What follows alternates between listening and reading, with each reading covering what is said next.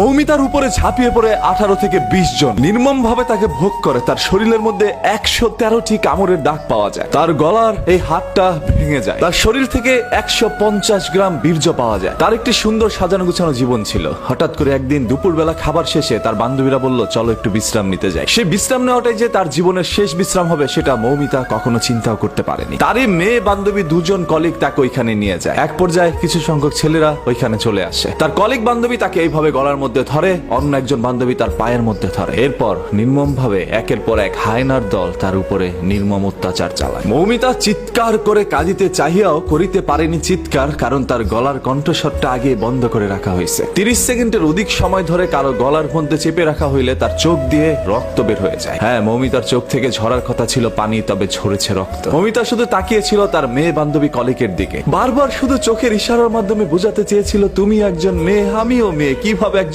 মেয়ে হয়ে আরেকজন মেয়েকে এইভাবে হায়নার হাতে তুলে দিলা? মৌমিতা চিৎকার করছে বারবার। ভাই, ও কাউকে বোঝাতে পারে নাই। মৌমিতা একটি ছোট্ট ভিডিওর মাধ্যমে মানুষকে একটি বার্তা পৌঁছে দেয়, যেখানে প্রকাশ পেয়েছিল তার সাথে ঘটে যাওয়া কিছু নির্মমতা। এরপর তাকে এই দুনিয়া থেকে সরিয়ে দেওয়া হয়। মৌমিতার সেই ভিডিওর বর্ণনা যদি আপনারা একবার দেখেন, তাহলে আপনাদের চোখ থেকে অশ্রু ঝরে যাবে। আজকে পুরো ভারতবাসী এটা নিয়ে প্রতিবাদ জানাচ্ছে আজকে বাংলাদেশের মানুষ। এবং এই ছবিটি ফেসবুকের মধ্যে ঢুকলেই দেখবেন আপনার সামনে চলে আসছে। হয়তো আপনারা অনেকে পোস্টটা পড়ছেন না, শুধু ছবিটা দেখে ইগনোর করে চলে যাচ্ছেন। হ্যাঁ, কারণ ঘটনা তো আপনার মা বোনের সাথে ঘটে নাই বা আপনার সাথে ঘটে নাই, অন্য কারোর সাথে ঘটলে তো আর আপনার কিছু যায় আসে না। যদি আসলে আপনি একজন মানুষের মনুষ্যত্ব বেঁচে থাকতো, তাহলে অবশ্যই এটা নিয়ে পোস্ট করতেন, শেয়ার করতেন এবং প্রতিবাদ জানাইতেন। গতকাল থেকে অসংখ্য মানুষ এটা পোস্ট করেছে এবং মানুষ আমাকে বলছিল, ভাই এটা নিয়ে একটা ভিডিও বানান। এই সকল বিষয় তো আর মানুষের বলে দিতে হয় না, এমনিতেই চোখ থেকে অশ্রু ছড়ে যায়। এই মৌমিতার জীবনে কি এমন ভুল ছিল ভাই? ও তো সুন্দর করে পর্দাশীল অবস্থায় ঘুরে বেড়াতো। ছবিটার মধ্যে আপনারা দেখতে পাচ্ছেন কি সুন্দর একটি মেয়ে। আজকে এরকম হাজারো মৌমিতা আমাদের দুনিয়া থেকে চলে যাচ্ছে, সেগুলো সোশ্যাল মিডিয়ার মধ্যে ভাইরাল হচ্ছে না। ওই সকল হায়নার দলগুলো এখন পর্যন্ত আমাদের সমাজের মধ্যে বিদ্যমান। এবং